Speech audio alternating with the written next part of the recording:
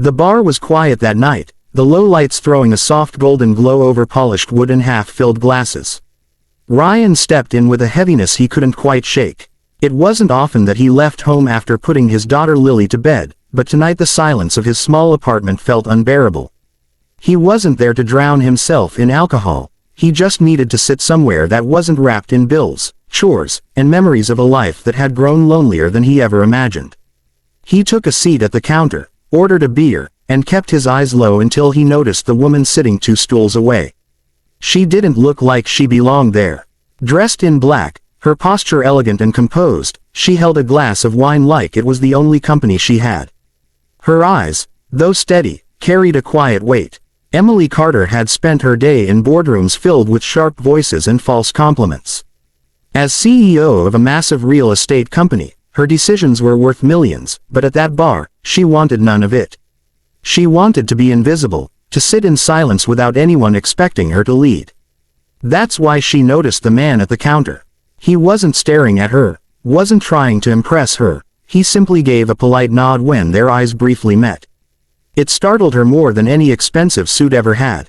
For Ryan, it was instinct. A small gesture of respect, nothing more. But when she gave him a faint smile in return, he felt it linger longer than it should have. They didn't talk much that night. A shared laugh when the bartender nearly dropped a glass, a comment about the song playing faintly from the jukebox. Still, it felt different. He finished his drink, she finished hers, and when Emily left, she turned back once before walking out. Ryan caught the look, just a flicker of hesitation, and wondered why a stranger's smile mattered. The next day was ordinary. Ryan woke Lily, made her toast with honey, and walked her to school before heading to his carpentry job. His hands grew sore from sanding wood, fixing cabinets, and tightening loose hinges. Life was work, bills, and trying to make Lily's childhood brighter than his struggles. That evening, when Lily was asleep, the apartment's silence pressed against him again.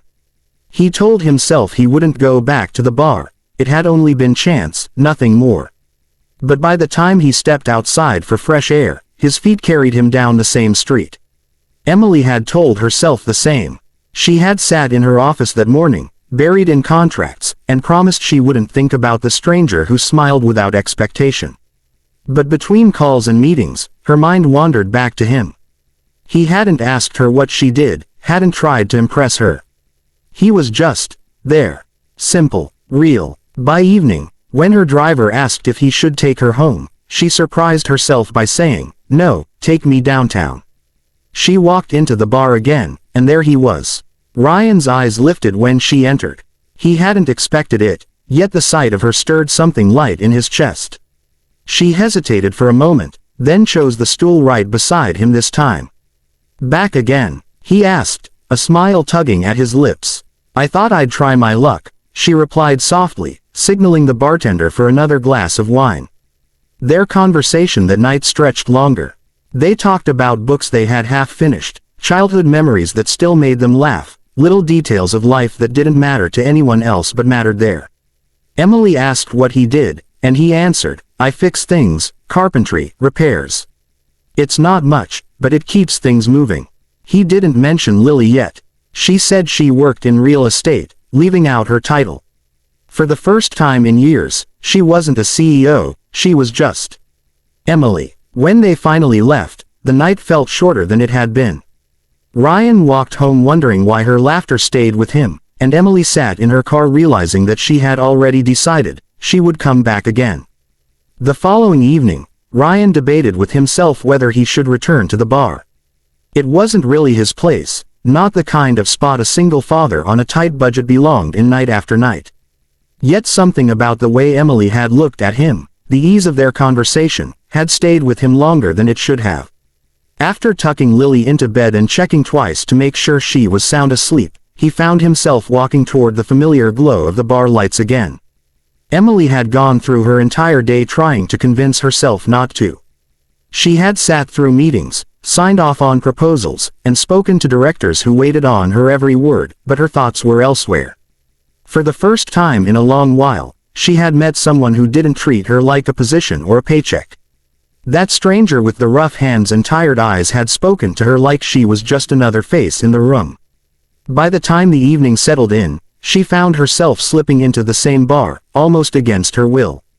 Their eyes met instantly, recognition sparking on both sides. Ryan was already seated, and this time Emily didn't hesitate. She chose the stool right next to his, her perfume subtle yet impossible not to notice. "I thought maybe you wouldn't be here," she said lightly, as if testing the waters. "I could say the same," Ryan replied, his voice carrying a hint of surprise but also something warmer. The conversation unfolded naturally, with no awkward pauses. They spoke about ordinary things, each sharing pieces of themselves that they didn't usually give away to strangers. Emily laughed when Ryan admitted he had once tried to teach himself to play guitar but gave up after 2 weeks. Ryan smiled when Emily confessed she still carried a childhood habit of doodling on the corners of important papers.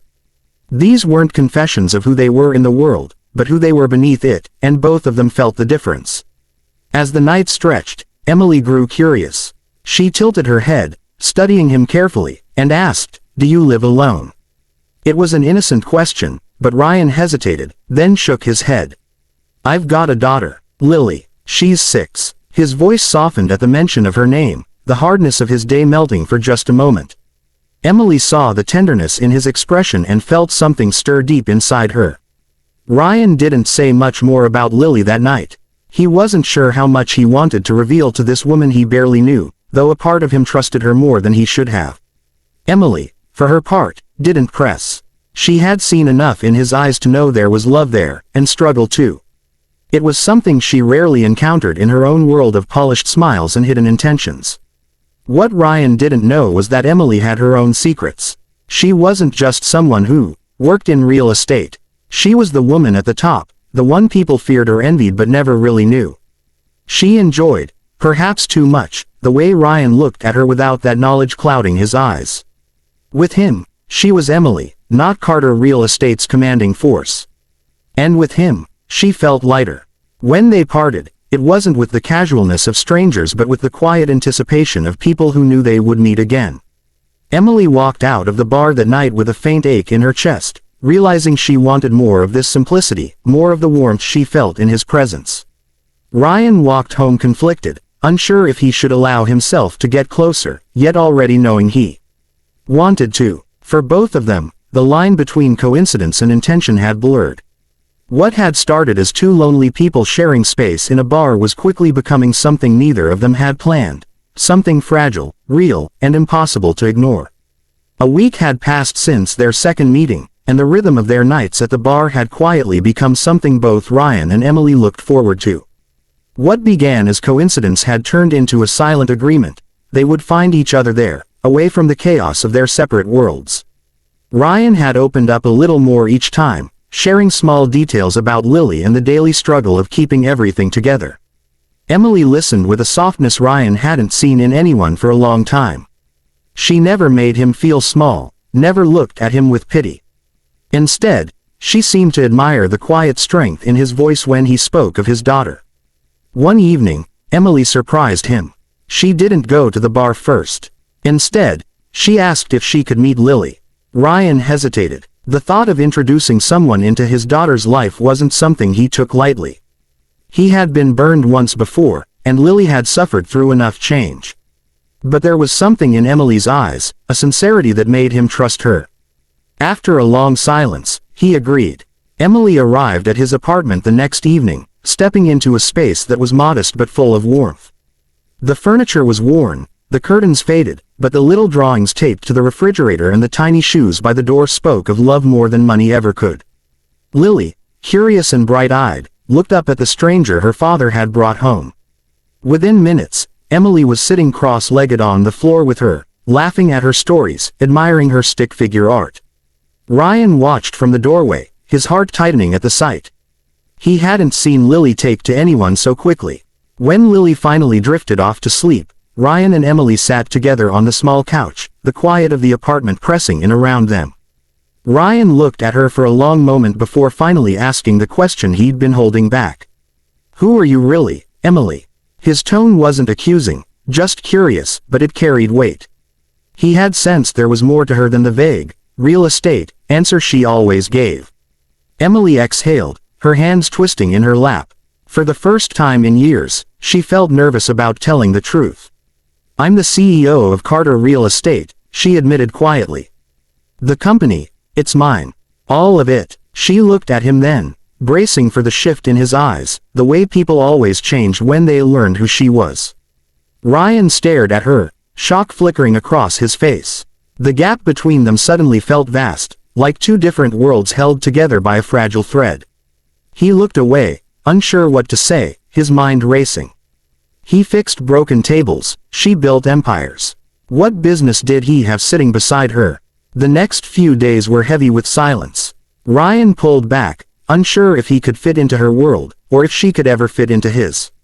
Emily felt the distance like a knife. She had risked the truth because she wanted something real, something beyond titles and contracts. But now she feared she had broken the fragile trust between them. Finally, Ryan found himself back at the bar where it all began. He sat in the same seat, staring at the glass in front of him, wondering if he had already let go of something rare. When Emily walked in, his chest tightened. She looked uncertain, vulnerable in a way he had never seen before. For a moment, neither spoke. Then Ryan broke the silence. "I don't care about what's written on your business card," he said slowly, his voice rough with honesty. "I care about the woman who came back the next night just to see me. The one who sat on my couch and made my daughter laugh like she hadn't in months." Emily's eyes filled with tears. She stepped closer, her voice trembling. "Then don't let go. Don't push me away because of what the world thinks we should be." In that moment, Ryan reached for her hand, holding it firmly, as if anchoring them both. The bar, the noise, the doubts, all of it faded. It wasn't about the CEO or the single dad anymore. It was about two lonely people who had found each other in the most unexpected place, choosing to build something real, something fragile but true. Their future was uncertain, but as Emily leaned into his embrace, and Ryan finally allowed himself to believe in second chances, one thing was clear: their story had only just begun.